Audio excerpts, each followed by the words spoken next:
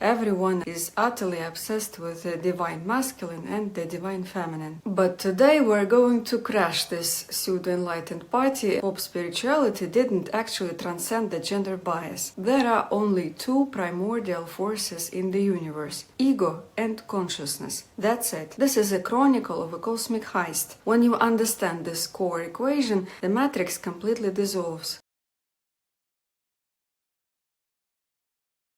If you've spent even 5 minutes scrolling through the modern spiritual ecosystem recently, you've probably noticed that the vocabulary has gotten dangerously fancy. Nobody talks about basic gender roles anymore. That is so 2015. Today, everyone and the enlightened life coach is utterly obsessed with the divine masculine and the divine feminine.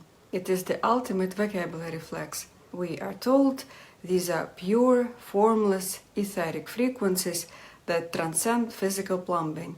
Spiritual influencers look deeply into the camera, take a heavy, high vibrational sigh, and post endless reels about healing your distorted toxic masculine drive or surrendering to your sovereign receptive divine feminine flow.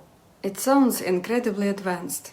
It sounds like we've all successfully ascended past our evolutionary programming. But let's strip away the aesthetic linen clothing and the organic incense for a second. The hard, hilarious truth is, our minds are so deeply conditioned by gender that even when we try to speak the language of the cosmos, we still fall back into old human blueprints. Pop spirituality didn't actually transcend the gender bias. It just gave it a massive promotion. We took classic 1950s relationship dynamics, sprayed them with holy water, and repackaged them into divine terminology. It's the exact same old-school script. The masculine protects and builds, the feminine feels and flows. Except now it has a halo on it. But today we're going to crash this pseudo-enlightened party and shatter the most prized myth of the modern awakening movement. Because when you stop romanticizing the poetry and look at the actual blueprint of human consciousness architecture, the truth is far less romantic and infinitely more liberating. There are only two primordial forces in the universe: ego and consciousness. That's it. And then there is the field of the human mind, the ultimate 3D battlefield, where these two forces compete for absolute control.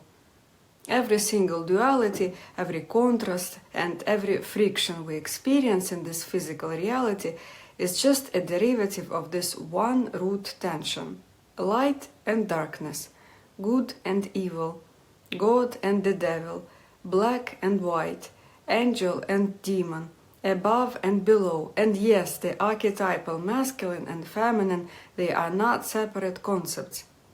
They are just different masks worn by these two primordial forces on the stage of your mind. To make it absolutely crystal clear, let's look at your inner architecture through the lens of modern technology. It's actually like a high-tech computer system. The mind is the hardware and the operating system. It is the neutral playing field, the processor, the energetic computer where thoughts scramble, sensory data is processed, and emotions are generated. The mind itself is completely neutral. It's just the stage, the canvas, the empty monitor. The ego is a rogue program, a mental virus that launched on this computer. It is the hypervigilant internal manager that hijacked the monitor, closed all the windows, and started screaming into the system: "This computer is mine. I am the master here. I am the hardware." The ego ruthlessly narrows down the infinite processing power of your mind into rigid, defensive firewalls and survival algorithms. And consciousness is the one who is looking at the screen. It is the user, the pure light of the projector that allows the monitor to switch on and function in the first place. The tragedy of our modern life is that the rogue software loop forgot it's just a program running on a screen, and now it thinks it owns the entire user. When you understand this core equation, the matrix completely dissolves. You stop fighting the symptoms and you finally see the source. So it's actually very simply, and the one who complicates everything is the ego. The ego absolutely loves complexity. It thrives on labyrinths, 3-volume manuals, fancy terminology, 7 levels of karma cleansing, and the never-ending search for twin flames. Why? Because as long as everything is complicated, the ego stays in business. It gets to endlessly manage processes, analyze, defend, and look for solutions.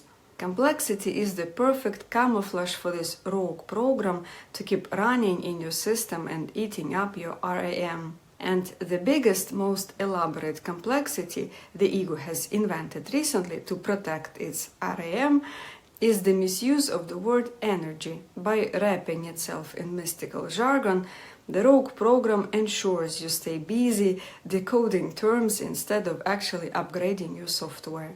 You see, when pop spirituality says energy, your brain unconsciously starts imagining some kind of substance, a liquid or a gas flowing through channels. But in pure mysticism and cognitive science, energy is just a system's mode of operation, an operational mode.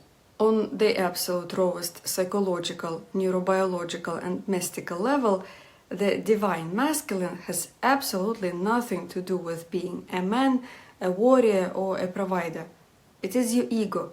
It is literally the default mode network of your brain, the software package of form, boundaries, language, logic, and the hyper-vigilant survival vector of the mind. And the divine feminine has absolutely nothing to do with being a woman, intuition, or emotional rivers. It is consciousness.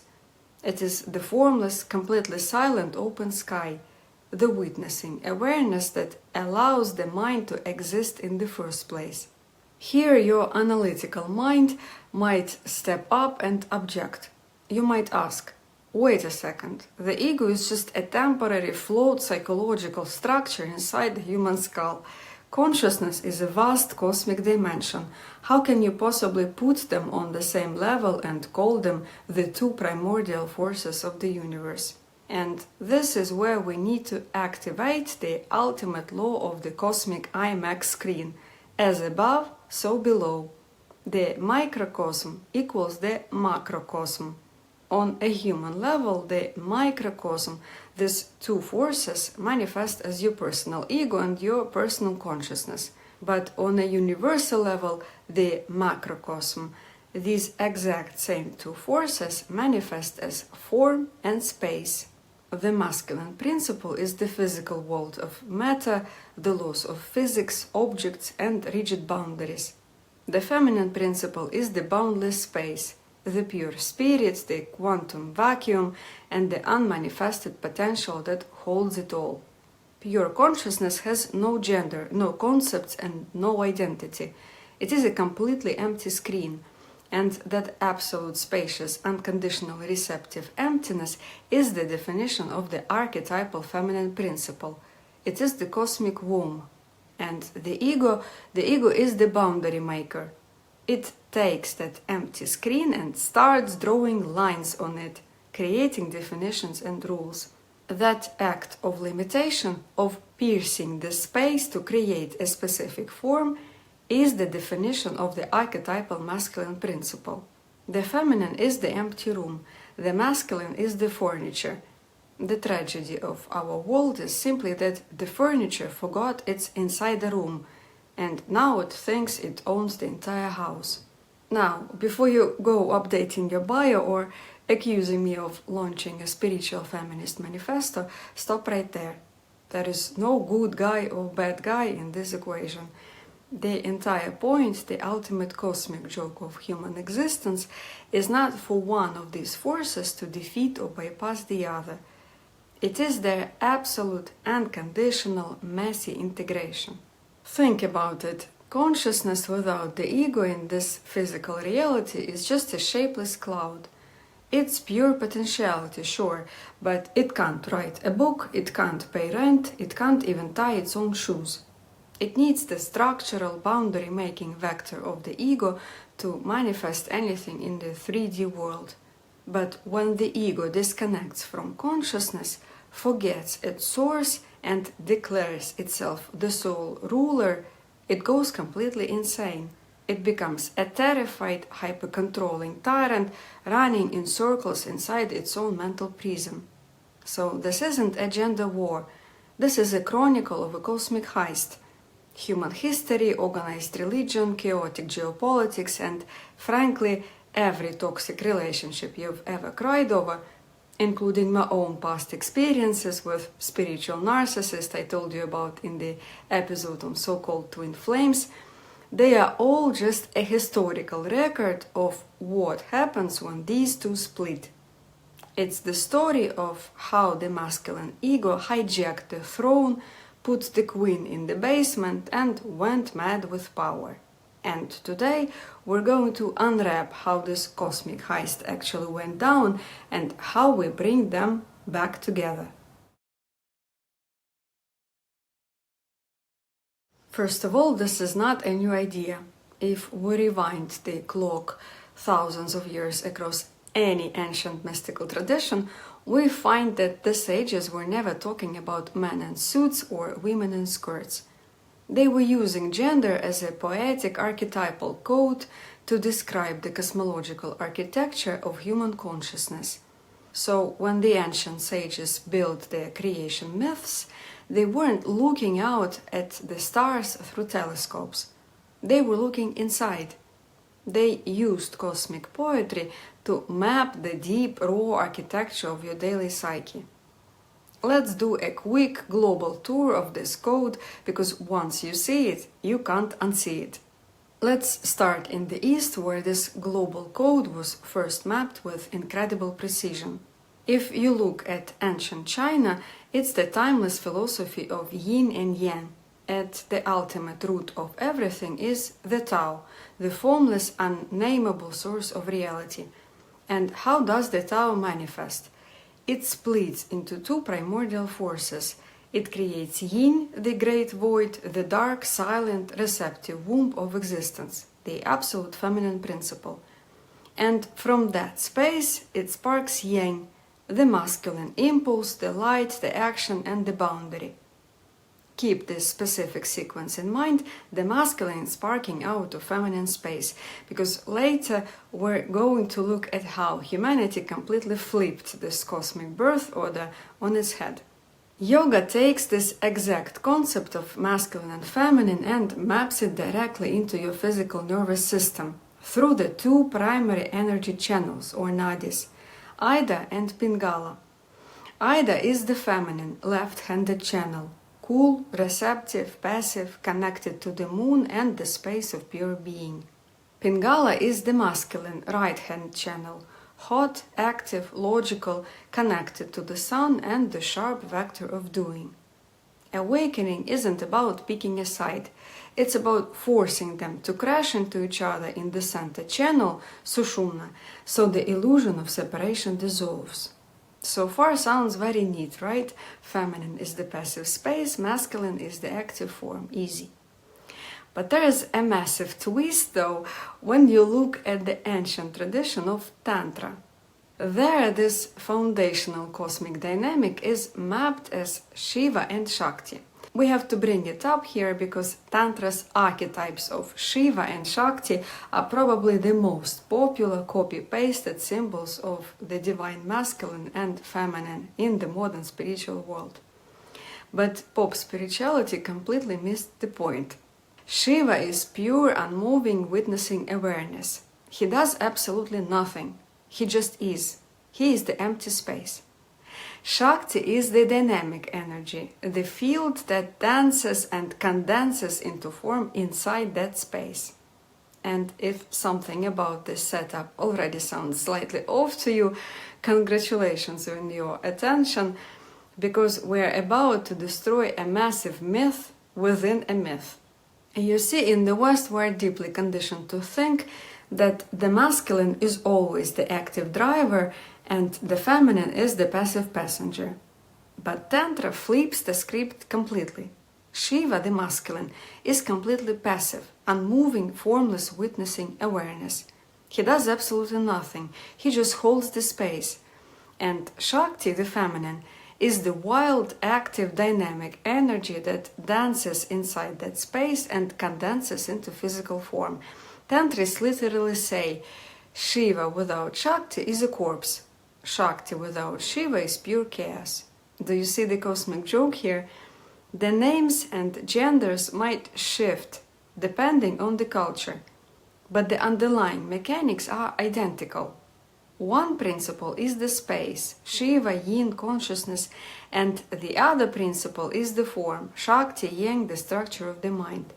It's a beautifully tangled web, proving that the universe doesn't give a damn about human labels.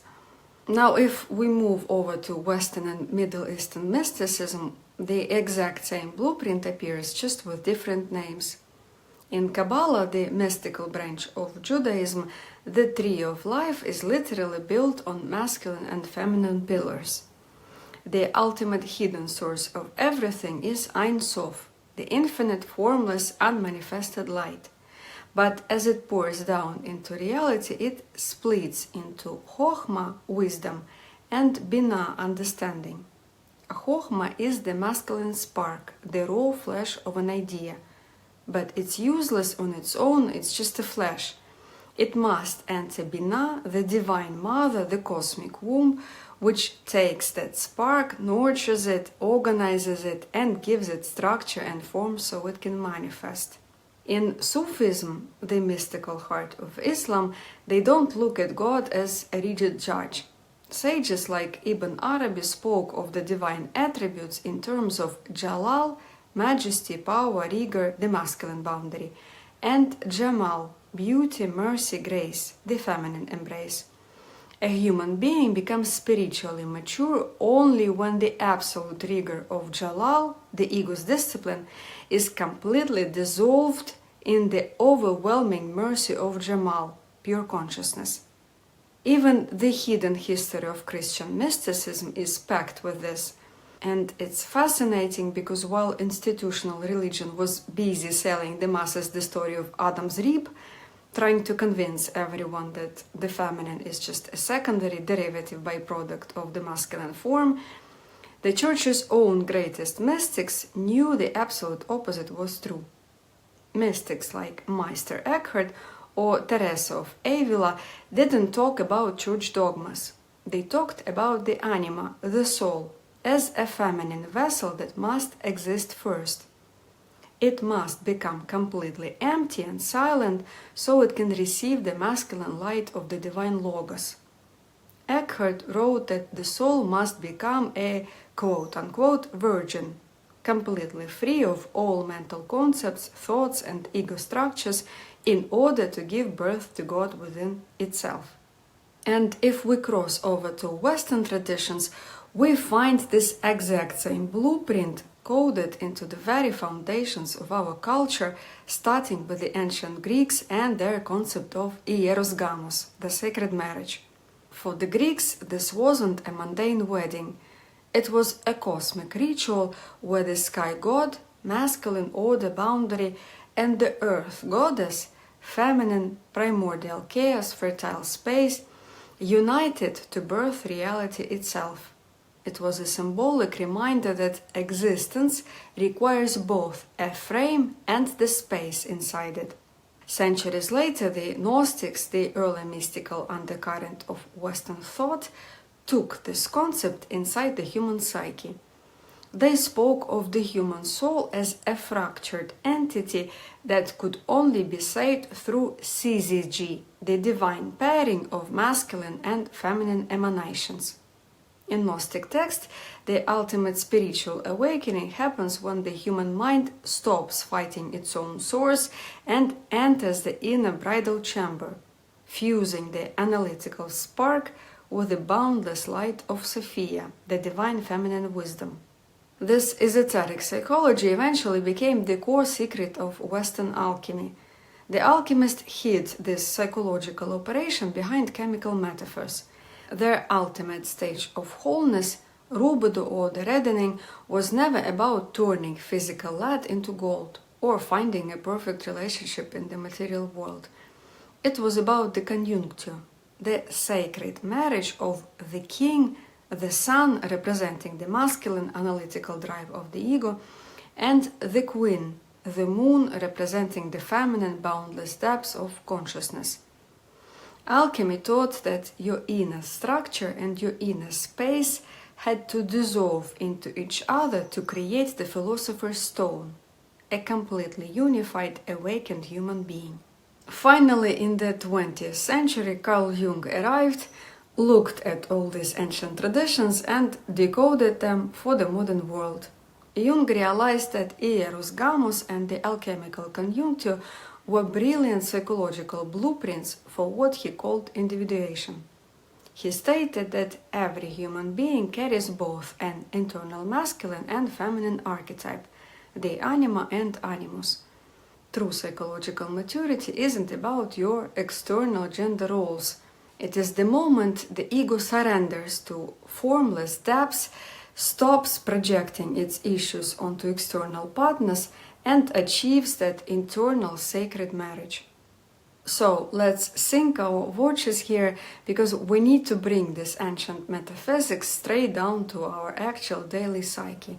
Firstly, let's be crystal clear. This global code was never about finding a perfect husband or a submissive wife. It was an internal psychological operation.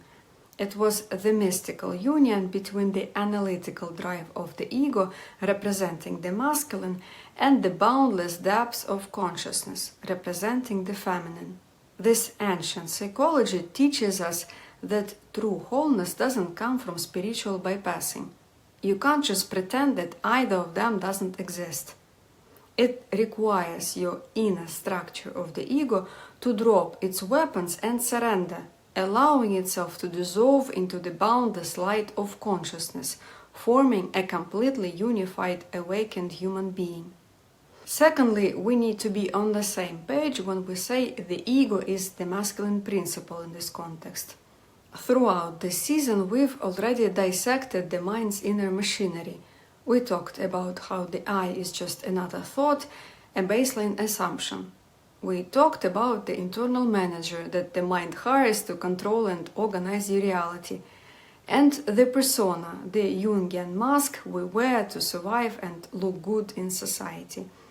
So when we contrast the ego with consciousness today, we're talking about this entire franchise.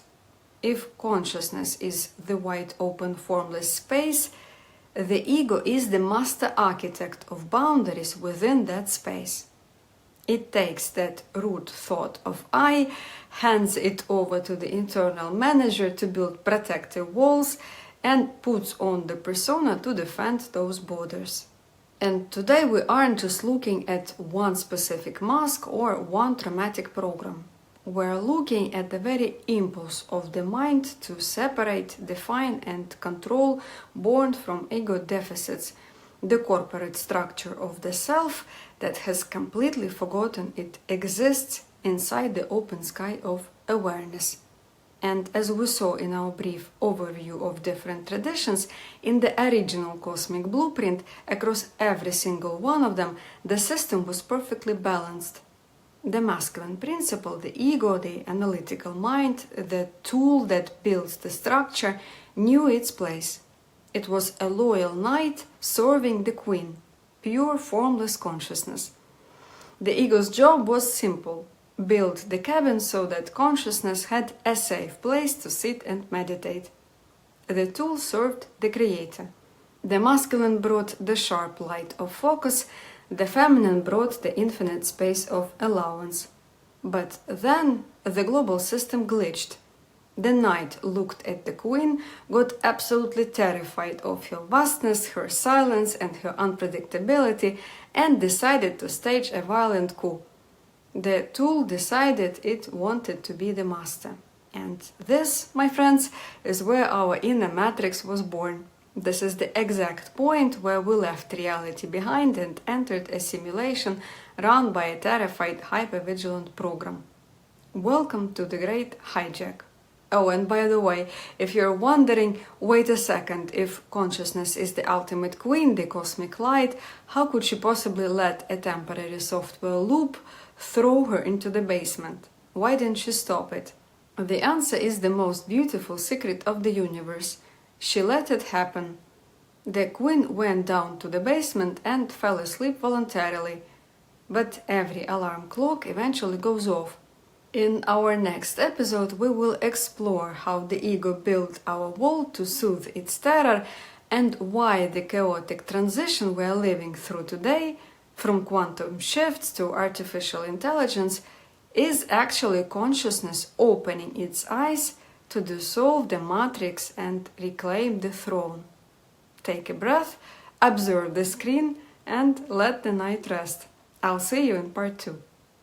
Welcome to the 21st century. All those ancient prophecies about the apocalypse, they were absolutely right. It is the slow, agonizing death of the global ego, and right now the Queen is simply opening her eyes. Birth of modern international law and human rights. Freud and Jung launched psychoanalysis, and the ultimate Trojan horse for this awakening turned out to be the ego's own favorite tool. Rational science. Everyone is terrified that AI will rebel and destroy humanity. But this is a complete nonsense. The battle is over.